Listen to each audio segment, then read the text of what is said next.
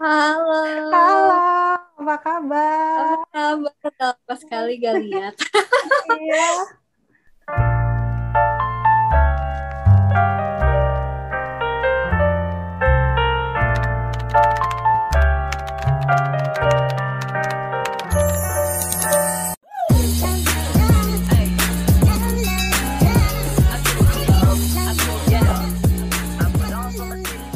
Ngajar apa, Van?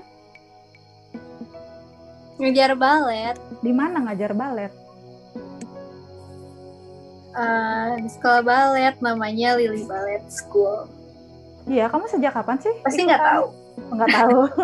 Sejak kapan sih kamu ikutan balet? Balet seriusnya mah pas lulus SMA. Kamu ngajar anak umur berapa?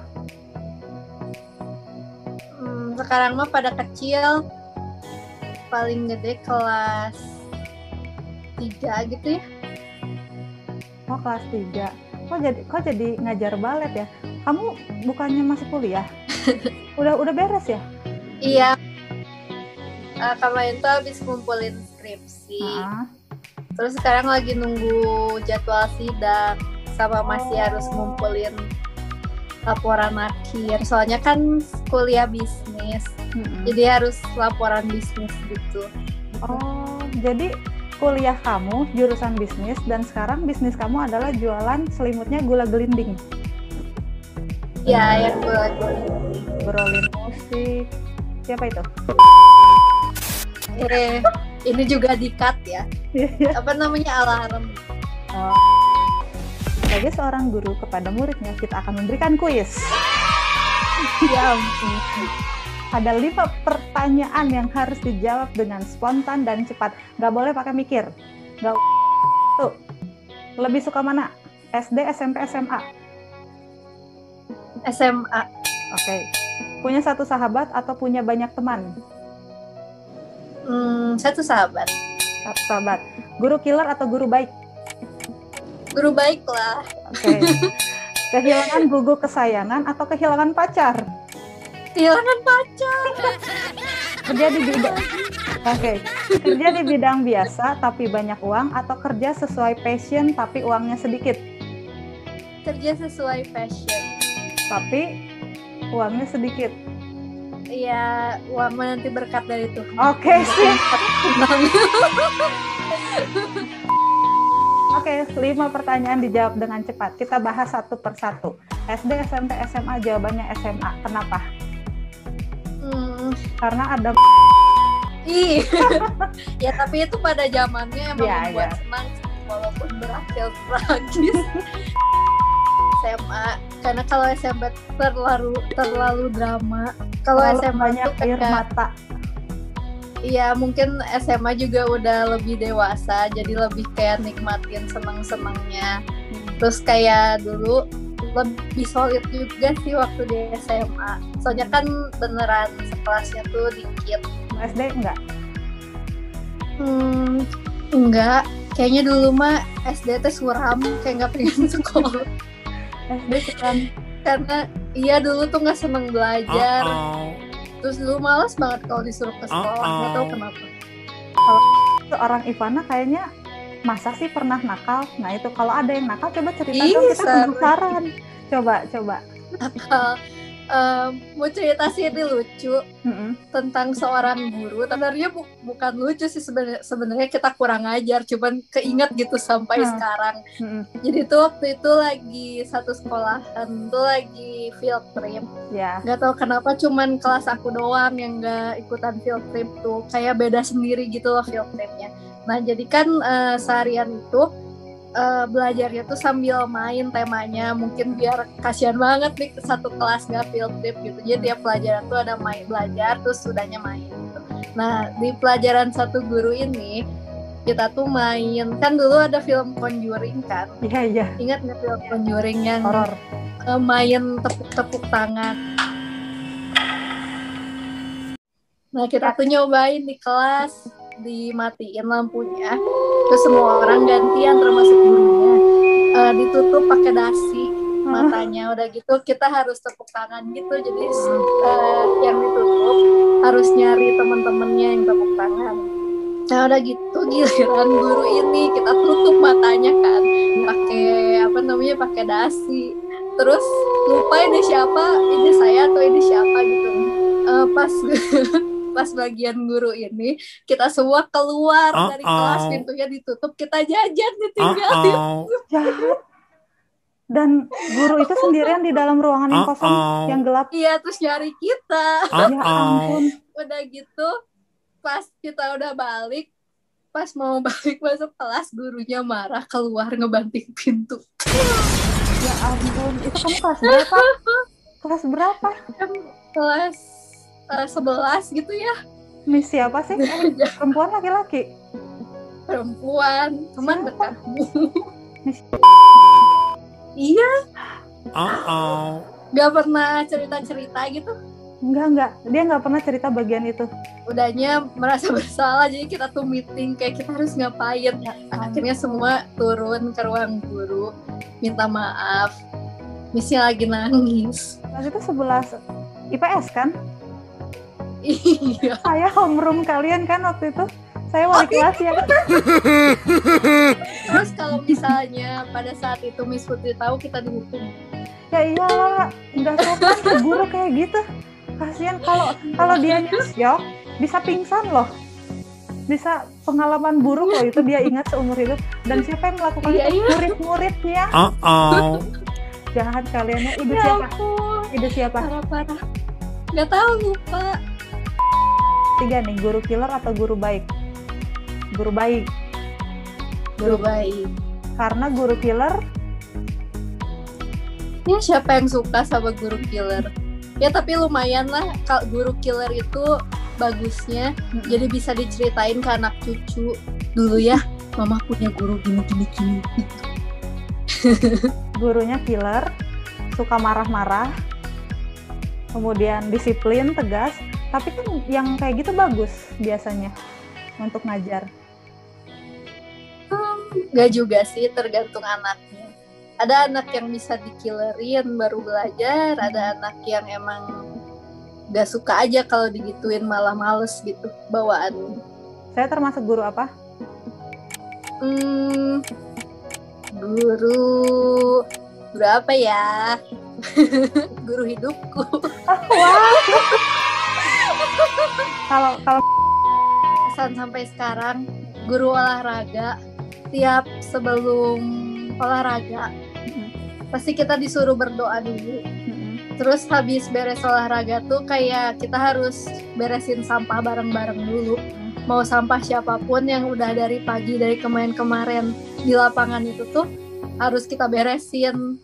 Udah gitu dia pernah berpesan waktu mau keluar ngajar, katanya kalau misalnya kalian ngelihat kayak orang di pinggir jalan kayak jualan barang, walaupun kalian gak butuh, beli aja gitu, kayak buat mereka tuh berarti. Dan mereka juga masih cari uangnya bener gitu, masih dengan menjual sesuatu, nggak cuma minta. Terus jadi ya berkesan banget lah, baik banget itu orang.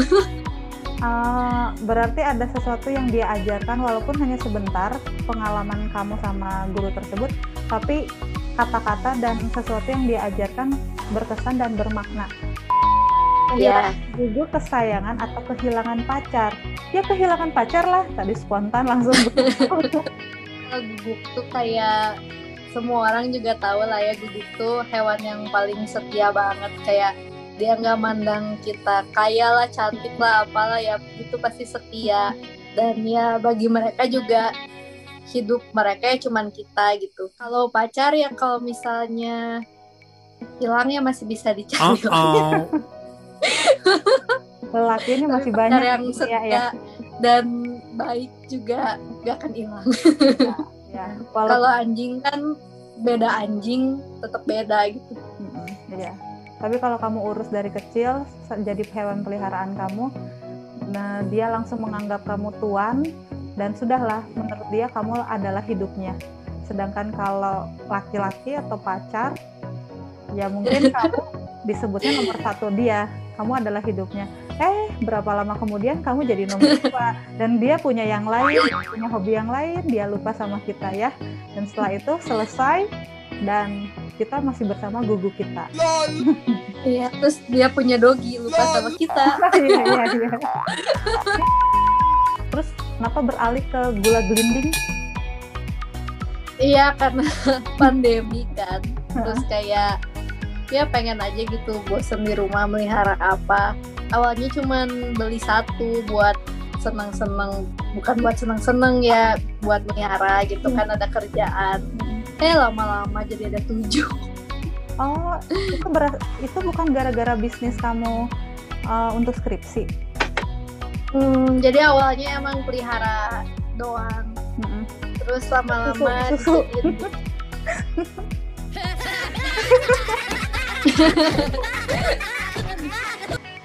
Bukan dari bisnis itu? Bukan. Yang dijual apa itu tempatnya atau selimut? Apa namanya? Itu tuh pouch tempat tidurnya. Jadi si sugar glider tuh tidurnya di pouch-pouch gitu yang anget-anget. Yang penting tempat di mana dia bisa nyungsep aja tidur. Nyungsep.